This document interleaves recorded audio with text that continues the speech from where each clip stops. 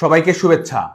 আজকে ঢাকা বিশ্ববিদ্যালয়ের ১০৫ বছরের ইতিহাসে প্রথমবারের মতো এমন একটি ছাত্র সংসদ নির্বাচন অনুষ্ঠিত হলো, যেটি অন্তর্ভুক্তিমূলক, গণতান্ত্রিক এবং প্রতিনিধিত্বমূলক নয়।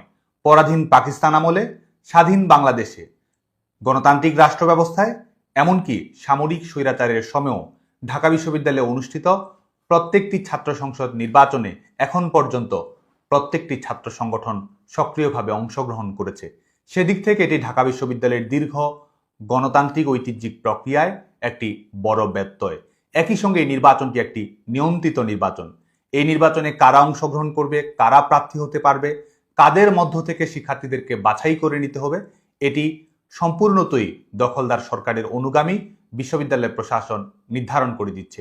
বাংলাদেশের ছাত্র সমাজের বৃহত্তর অংশের প্রতিনিধিত্বকারী ছাত্র সংগঠন, স্বাধীনতা এবং গণতান্ত্রিক আন্দোলনের পুরোধা ছাত্র সংগঠন ডাকসুর সঙ্গে যেই সংগঠনটির ইতিহাস নিবিড়ভাবে জড়িয়ে আছে, সেই সংগঠন বাংলাদেশ ছাত্রলীগকে, বাংলাদেশ ছাত্রলীগের অনুগামী শুভাকাঙ্ক্ষী শিক্ষার্থীদেরকে ঢাকা বিশ্ববিদ্যালয় কেন্দ্রীয় ছাত্র সংসদ নির্বাচন 2025 এর প্রক্রিয়া থেকে সম্পূর্ণ বাইরে রাখা হয়েছে। এর কারণে শিক্ষার্থীদের মধ্যে ক্ষোভ রয়েছে।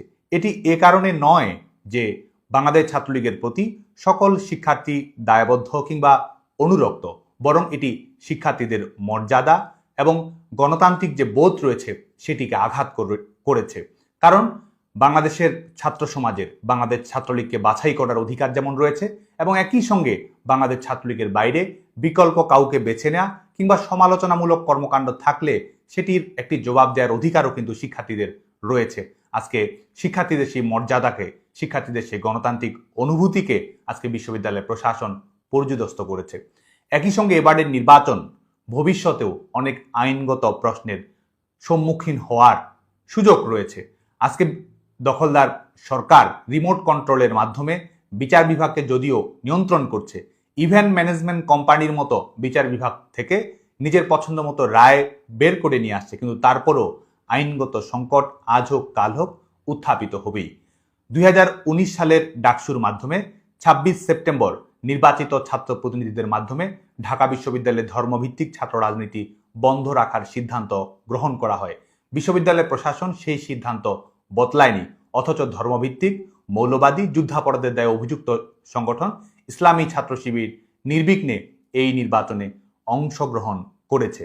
এবং একই সঙ্গে পরিবেশ পরিষদের মাধ্যমে বাংলাদেশের ঐতিহ্যবাহী ছাত্র সংগঠনগুলোর গৃহীত সিদ্ধান্ত ইসলামী ছাত্র শিবিরের ক্যাম্পাসের পরিসরে রাজনীতি বন্ধ রাখার বিষয়ে যে জাতীয় মতৈক্য, সেটির কোনো পরিবর্ধন পরিমার্জন না ঘটিয়ে সোশ্যাল কন্ট্রাক্ট যেটি হয়েছিল ছাত্র সংগঠন এবং শিক্ষার্থীদের মধ্যে, সেটির রিভিজিট রিথিঙ্ক না করেই এবং সিদ্ধান্ত পরিবর্তন না করেই ইসলামী ছাত্র শিবিরের প্রশ্নটির একতরফা সমাধান করা হয়েছে, যেটির কারণে সামাজিক প্রশ্ন এবং আইনগত প্রশ্নের ঝুঁকি তো থাকছেই।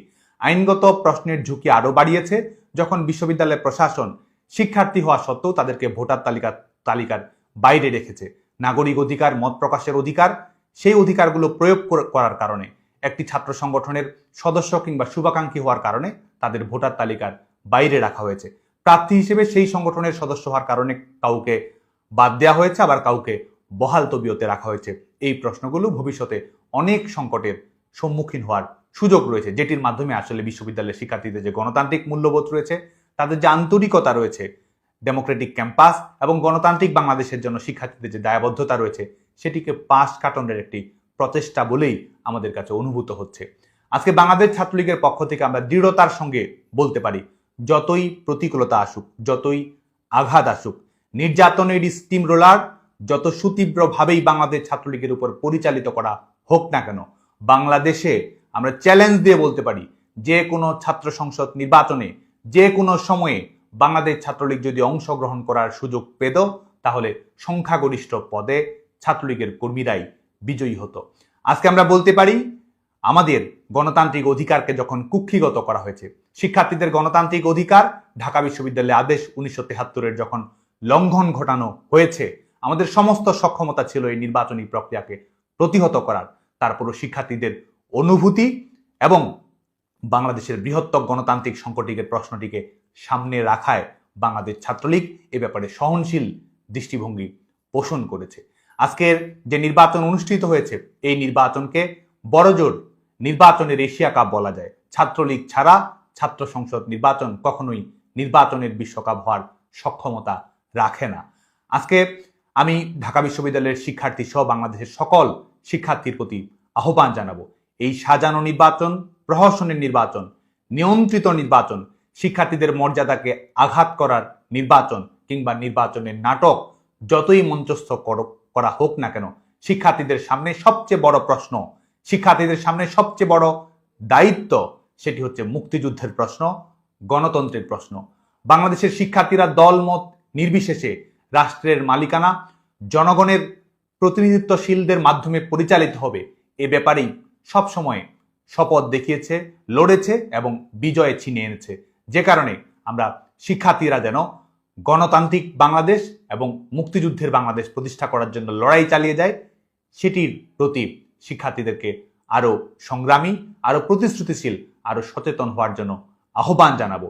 কারণ গণতান্ত্রিক বাংলাদেশ বিনির্মাণ এবং মুক্তিযুদ্ধের বাংলাদেশ বিনির্মাণ ছাড়া আমরা আমাদের প্রগতি, অগ্রগতি এবং আমাদের স্বপ্নের ক্যাম্পাস এবং স্বপ্নের বাংলাদেশ কখনোই বিনির্মাণ করতে পারবো না। যে কারণেই আজকের সবচেয়ে বড় বিষয় হচ্ছে মুক্তিযুদ্ধকে রিক্লেইম করা।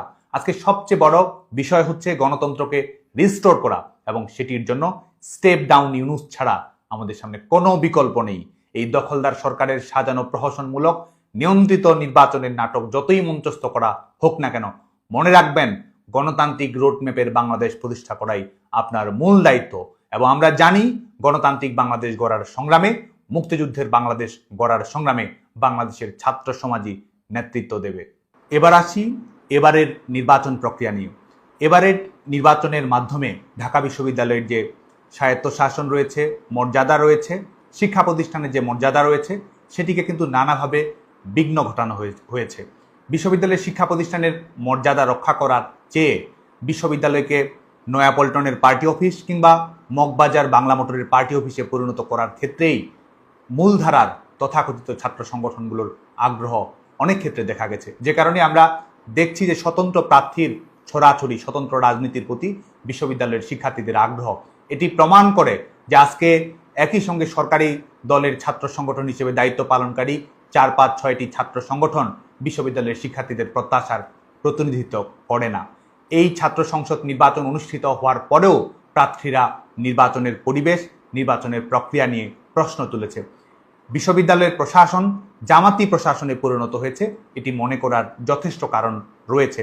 এই ছাত্র সংসদ নির্বাচনের টাইমলাইন ছাত্র শিবিরের ঠিক করে দেয়া। এই নির্বাচনের আগে ডাকসুর সংস্করণ করার মাধ্যমে গঠনতন্ত্রের পরিবর্তন ঘটানোর মাধ্যমে সাহিত্য এবং সংস্কৃতি সম্পাদক পদটিকে একীভূত করা হয়েছে। অথচ বিশ্ববিদ্যালয়ের ছাত্র সংসদের মূল কাজ সাহিত্য এবং সংস্কৃতি অঙ্গনকে ঘিরে বৃহত্তর দুটি অংশকে একত্রিত করার মাধ্যমে বিশ্ববিদ্যালয়ের সাংস্কৃতিক স্পেস, বিশ্ববিদ্যালয়ের সাহিত্যিক পরিসর, বিশ্ববিদ্যালয়ের শিক্ষার্থীদের প্রগতিশীল জীবনযাপনকে সীমিত করা হয়েছে বলে মনে করার যথেষ্ট কারণ রয়েছে। এই নির্বাচনকে কেন্দ্র করে আমরা দেখেছি যে চাকরির ভয় দেখিয়ে, ভেরিফিকেশনের ভয় দেখিয়ে বিশেষ করে সংখ্যালঘু ভোটারদেরকে নানাভাবে প্রভাবিত করার প্রচেষ্টা গ্রহণ করা হয়েছে। বিশ্ববিদ্যালয়ে থাকতে পারবে কি পারবে না, তার একাডেমিক জীবন সুস্পষ্টভাবে পরিচালিত হওয়ার, নিরাপত্তার সঙ্গে পরিচালিত হওয়ার সুযোগ পাবে কি পাবে না, এ ধরনের ঘটনা বাড়াবাড়ি কিন্তু আমরা নানাভাবেই এ ধরনের তথ্য আমাদের নজরে এসেছে। এই বিশ্ববিদ্যালয়ের নির্বাচনকে ঘিরে শিক্ষার্থীদের বাড়ি বাড়ি গিয়ে বিএনপি, জামায়াত সহ কিংস পার্টির নেতাদের হুমকি ধামকি, অনুরোধের নামে এক ধরনের পরোক্ষ হুমকি প্রদর্শনের ঘটনা ঘটেছে, যে ঘটনাগুলো বিশ্ববিদ্যালয়ের শিক্ষার্থীদেরকে আতঙ্কিত করেছে।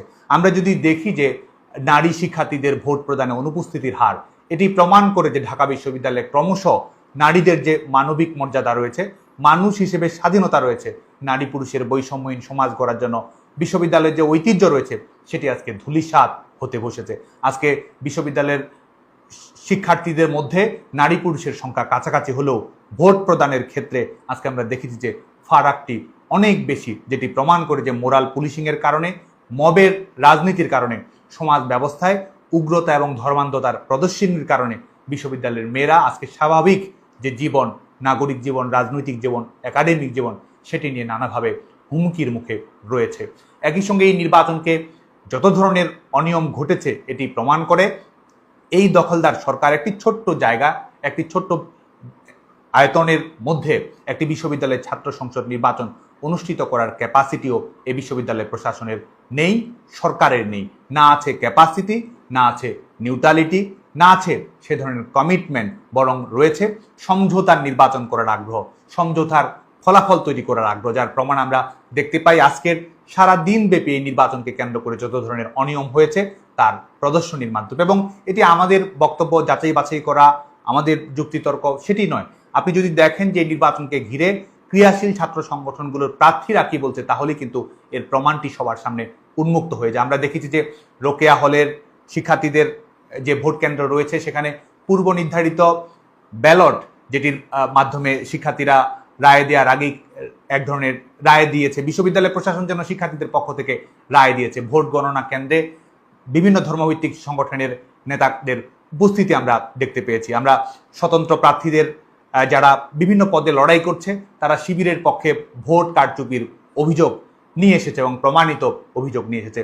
ব্যালট পেপারে শিবিরের ভিপিজিএস প্রার্থীর পক্ষে ক্রস চিহ্ন দেওয়ার কথা বলা হয়েছে। শিক্ষার্থীরা ভোট দিতে এসেছে। আমরা দেখেছি যে টিএসসিতে এসে শিক্ষার্থী অবলীলায় বলছে যে তার অলরেডি ভোট দেওয়া হয়ে গেছে। আমরা যেন অলরেডি ভোট দেওয়া একটা সময়ের মধ্যে আমরা বসবাস করছি। ক্যাম্পাসের বাইরে বহিরাগতদের প্রদর্শনী কিভাবে করা হয়েছে, এবং আমরা এ ধরনের কথাবার্তাও শুনেছি যে গুছিয়ে দেয়া হচ্ছে। বিশ্ববিদ্যালয়ের জামাতি প্রশাসন কাদেরকে গুছিয়ে দিচ্ছে, কিসের উদ্দেশ্যে গুছিয়ে দিচ্ছে, আজকে কিন্তু এটি নিয়ে ক্রিয়াশীল ছাত্র সংগঠনগুলোর বিভিন্ন পদে যারা প্রতিযোগিতা করছে তারাই কিন্তু বলছে। ব্যালট পেপার বাইরে এনে ভোট দেওয়ার ঘটনা, অডিও ভিডিও কিন্তু আমরা দেখেছি। পূরণ করা ব্যালটে ভোট দেওয়ার ঘটনা এই নির্বাচনকে আমরা দেখেছি। এমনকি ভোট দিতে গেছে বাংলাদেশ ছাত্রলীগের কর্মীও হয়তো নয়, হয়তো মুক্তিযুদ্ধের প্রতি সংবেদনশীল, তাকে কিন্তু ভোট দিতে যাওয়ার অপরাধের কারণে তাকে সরাসরি পুলিশের হাতে তুলে দেওয়া হয়েছে, কারাগারে পাঠিয়ে দেওয়া হয়েছে। এই হচ্ছে মোটা দাগে এবারের ঢাকা বিশ্ববিদ্যালয় কেন্দ্রীয় ছাত্র সংসদ নির্বাচনকে কেন্দ্র করে ঘটনা। আমরা এমনকি এটিও দেখেছি শারীরিক শিক্ষা কেন্দ্রে যতজন ভোটার রয়েছে তার চেয়ে কাস্টিং ভোটের সংখ্যাটি বেশি। মোটা দাগে আজকে দিনব্যাপী ছিল এই ভোটকে কেন্দ্র করে কারচুপি, অনিয়ম, ছিনতাই, রাহাজানি, নানা ধরনের ঘটনা আমরা দেখতে পেয়েছি, যেটি বিশ্ববিদ্যালয়ের শিক্ষার্থীদের যে গণতান্ত্রিক মূল্যবোধ রয়েছে, বিশ্ববিদ্যালয়ের শিক্ষার্থীদের যে আত্মমর্যাদা রয়েছে, সেটিকে দুমড়ে মুছতে দেওয়ার একটি প্রচেষ্টা হিসেবে আমাদের কাছে অনুভূত হচ্ছে। সব মিলিয়ে বলা যায় যে লেজুর ভিত্তিক ছাত্র রাজনীতিকে বাংলাদেশের ছাত্র সমাজ না বলেছে, আজকে বিশ্ববিদ্যালয়ের কলেজগুলো সেই লেজুর ভিত্তিক ছাত্র রাজনীতির ইনকিউবেশন সেন্টারে পরিণত হয়েছে। বিশ্ববিদ্যালয়গুলোকে আর সেন্টার অব এক্সিলেন্স বলা যায় না, বরং এগুলো পরিণত হয়েছে পার্টি অফিসে। একই সঙ্গে গোটা বাংলাদেশের বাস্তবতা, বাংলাদেশের আইনের শাসনহীনতা, বাংলাদেশের গণতান্ত্রিক অধিকারহীনতা, বাংলাদেশের মৌলিক অধিকার কুক্ষিগত করার বাস্তবতায় এই সরকারের গণতান্ত্রিক মূল্যবোধের প্রতি ন্যূনতম দায়বদ্ধতা নেই। এই সরকার বাংলাদেশের জনগণের প্রতিনিধিত্ব করে না। এই সরকার জনগণের ক্ষমতা জনগণের কাছে ফিরিয়ে দেওয়ার প্রক্রিয়ায় বিশ্বাস করে না। এই দখলদার সরকার নিরপেক্ষতা হারিয়েছে। এই দখলদার সরকারের সক্ষমতা নেই। এই দখলদার সরকারের ডেমোক্রেটিক ট্রানজিশনের ব্যাপারে আন্তরিকতা নেই। সেদিক থেকে আমরা সুস্পষ্টভাবে বলতে চাই, প্রহসনের সাজানো কিংবা মঞ্চস্থ নির্বাচন করে আত্মতৃপ্ত থাকার দম্ভ আজকের অবৈধ ক্ষমতাধরেরা দেখাতে পারে, কিন্তু আমরা সুস্পষ্ট করে বলতে চাই এই সরকারের ক্ষমতার বৈধতা নেই। এই সরকার বাংলাদেশের রাষ্ট্র ক্ষমতায় আসীন থাকার অধিকার রাখে না, এবং ভবিষ্যতে এই দখলদার ফ্যাসিস্ট সরকারের আওতাধীনে বাংলাদেশে কোনো জাতীয় নির্বাচন অনুষ্ঠিত হতে দেয়া হবে না। বাংলাদেশে গণতান্ত্রিক কর্মপ্রক্রিয়ার একমাত্র সমাধান হচ্ছে নিরপেক্ষ সরকারের আওতায় অন্তর্ভুক্তিমূলক নির্বাচন। যদি সেই অন্তর্ভুক্তিমূলক গণতান্ত্রিক প্রতিনিধিত্বমূলক লেভেল প্লেইং ফিল্ড সবার জন্য একই রকম রেখে নির্বাচন অনুষ্ঠিত না করা হয়, সেই নির্বাচন বাংলাদেশে অনুষ্ঠিত হতে দেয়া হবে না।